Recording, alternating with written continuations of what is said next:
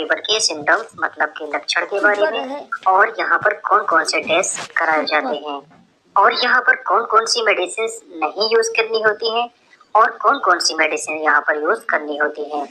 Dengue का जो कारण होता है वो वायरस होता है। तो डेंगू वायरस के कारण होता है, लेकिन इस वायरस को बॉडी में पहुंचाने का काम जो करता है वो मॉस्किटो करता है, मतलब कि मच्छर करता है। एडिस मॉस्किटो ये एक वेक्टर होता है, मतलब कि एक वाहक होता है जो डेंगू वायरस को पेशेंट की बॉडी तक ले जाता है। सबसे पहले यहाँ पर जान लेते हैं डेंगू के सिम्टम्स के बारे में। तो डेंगू के सिम्टम्स में पेशेंट को फीवर आता है और आई पेन होता है, मतलब कि आंख में दर्द होता है। इसको हम रेट्रो ऑर्बिटल पेन के नाम से भी जानते हैं, क्योंकि यहाँ पर देखिए आंख के पीछे जो होता है पेशेंट को दर्द होता है, क्योंकि रेट्रो मतलब होता है पीछे, तो इसी के कारण इसको रेट्रो ऑर्बिटल पेन के नाम से जानते हैं। साथ ही साथ यहाँ पर मसल पेन मतलब के मांसपेशियों में दर्द, और बोन पेन मतलब के हड्डियों में दर्द, और जॉइंट्स पेन मतलब के जोड़ों में दर्द पेशेंट के रहता है। और इसी के साथ पेशेंट में हेडेक मतलब के सर दर्द, नोजिया, वोमिटिंग, जी मचलाना और उल्टी आना, ये पेशेंट को लगा रहता है। इसी के साथ साथ बॉडी में रैशेस, जिसको हम हीमोरेजिक स्किन स्पॉट के नाम से भी जानते हैं। इस केस में शरीर पर इस टाइप के लाल टाइप के चकत्ते बन जाते हैं। तो ये होते हैं डेंगू फीवर के सिम्टम्स। नेक्स्ट जान लेते हैं डेंगू फीवर में कौन कौन से टेस्ट कराए जाते हैं। यहाँ पर NH1 rapid dengue antigen test और IgM IgG एंटीबॉडी टेस्ट कराया जाता है। यहाँ पर डेंगू पेशेंट के ब्लड में शुरुआत के 4 से 5 दिन के अंदर NH1 एंटीजन मौजूद होता है। तो शुरुआती 4 से 5 दिन में NH1 एंटीजन का ग्राफ देखिए इस टाइप से बड़ा हुआ हमको दिखाई पड़ रहा है, जबकि 4 से 5 दिन के बाद NH1 एंटीजन यहाँ पर नहीं दिखाई पड़ता है। तो डेंगू की शुरुआती 1 से लेकर 5 दिन के अंदर NH1 एंटीजन टेस्ट करा लेना चाहिए, जबकि 5 दिन से 14 दिन के अंदर IgG IgM एंटीबॉडी टेस्ट कराना होता है। यहाँ पर पेशेंट के ब्लड में IgM और IgG का लेवल बढ़ा हुआ मिलता है। अगर यहाँ पर 5 दिन के बाद NH1 एंटीजन टेस्ट कराया जाता है, ब्लड में NH1 एंटीजन का लेवल कम हो जाता है। इसी के कारण ब्लड में NH1 एंटीजन 5 दिन के बाद पॉजिटिव नहीं मिलता है, जैसे कि हम यहाँ पर ग्राफ में देख पा रहे हैं। तो शुरुआती लगभग 5 दिन में NH1 का लेवल देखिए ब्लड में बढ़ता जाता है, और 5 दिन के बाद देखिए ये लेवल जो है अपने आप से घटने लगता है, जबकि 5 दिन के बाद IgG और IgM का लेवल ब्लड में बढ़ जाता है। नेक्स्ट बात कर लेते हैं CBC टेस्ट के बारे में। CBC मतलब के complete blood count. Dengue patient की CBC रिपोर्ट में TLC काउंट, TLC मतलब टोटल ल्यूकोसाइट, ल्यूकोसाइट मतलब के WBC, तो टोटल ल्यूकोसाइट काउंट जो होता है यहाँ पर कम हो जाता है। टोटल ल्यूकोसाइट्स में आता है मोनोसाइट, स्नोफिल, बेसोफिल, लिम्फोसाइट और न्यूट्रोफिल्स। तो डेंगू पेशेंट्स में इसका नंबर घट जाता है। नेक्स्ट आता है थ्रम्बोसाइटोपिनिया।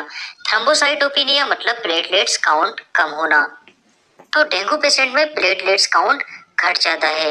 हालांकि देखिए शुरुआती टाइम में प्लेटलेट्स काउंट घट भी सकता है और नहीं भी घट सकता, लेकिन जब डेंगू के वार्निंग साइन और सिम्टम्स देखने को मिलते हैं तो तेजी से प्लेटलेट्स काउंट जो होता है वो घट जाता है।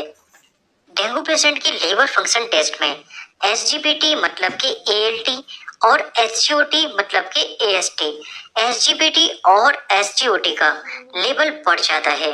अब बात कर लेते हैं डेंगू पेशेंट में मेडिसिन के बारे में। यहाँ पर हम जानेंगे कौन सी मेडिसिन डेंगू पेशेंट को नहीं देनी होती हैं और कौन सी मेडिसिन डेंगू पेशेंट को प्रिस्क्राइब की जाती हैं। तो सबसे पहले जान लेते हैं NSAID क्लास की मेडिसिन के बारे में। तो NSAID क्लास मतलब के non steroidal anti inflammatory drugs मतलब के पेन किलर मेडिसिन।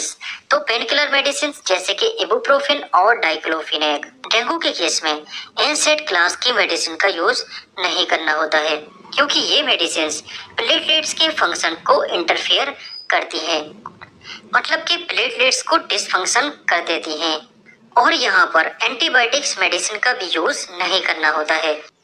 क्योंकि ये बीमारी वायरस के कारण होती है, ना कि बैक्टीरिया के कारण। तो इसी कारण यहाँ पर एंटीबायोटिक्स मेडिसिन का यूज नहीं करना होता है। नेक्स्ट बात कर लेते हैं वार्निंग साइन ऑफ डेंगू के बारे में।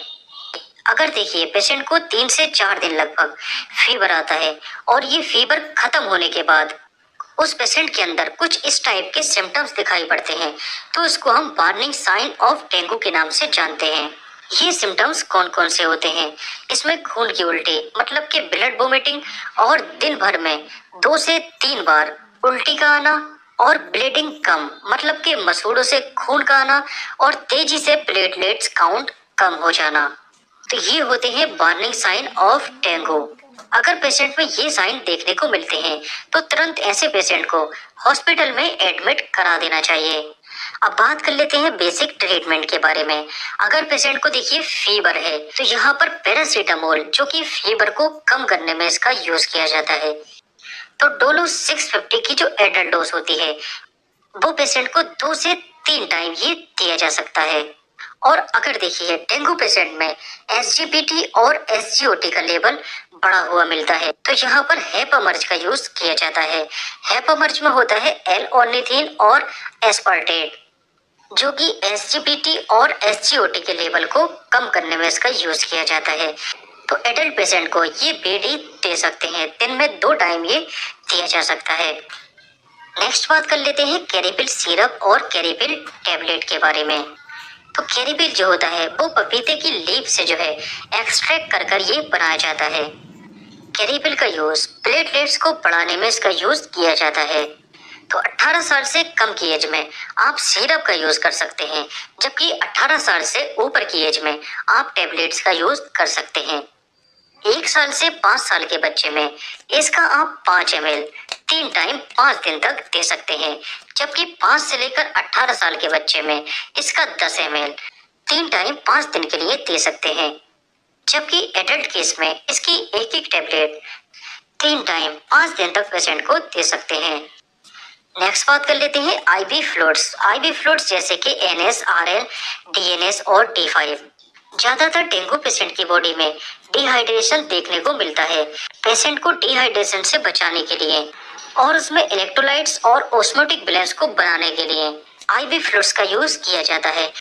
तो इसमें से पेशेंट के अकॉर्डिंग जो सूटेबल रहता है उसको आप यूज कर सकते हैं। Okay, thank you.